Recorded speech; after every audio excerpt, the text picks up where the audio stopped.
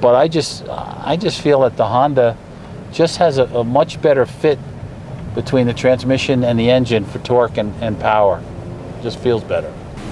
Civic is, yeah, all around much more responsive, better handling on the curves, and transmissions seemed a lot better.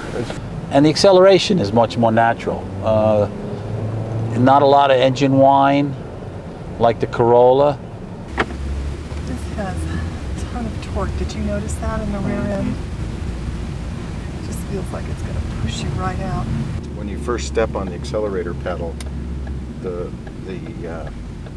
there's quite a bit of delay. It almost feels like a hybrid vehicle before it really starts taking off. But then it has a lot of torque, so it does take off pretty well. Yeah, and there's something about there's a lag between like when you floor the gas and when it actually accelerates. It takes almost a half a second. Almost like it revs up.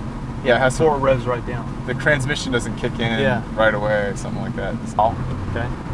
There, see? It took like a whole second to actually kick in. It feels like it's struggling right before it shifts out into a different gear, and if you can feel it in the back, it's constantly searching as we're climbing. Toyota just is an underperformer. The Ford, rental car, it feels like a cheaper built car, and the misadventures of the transmission and those kind of things just leave you with a bad taste. Where the Civic, because it's just a constant performer in all areas, seems to do really well. What I was telling John, I had it floored all the way and could not get it to go above 70 miles an hour. There was just no power. It had no giddy up coming up the hill at all. No.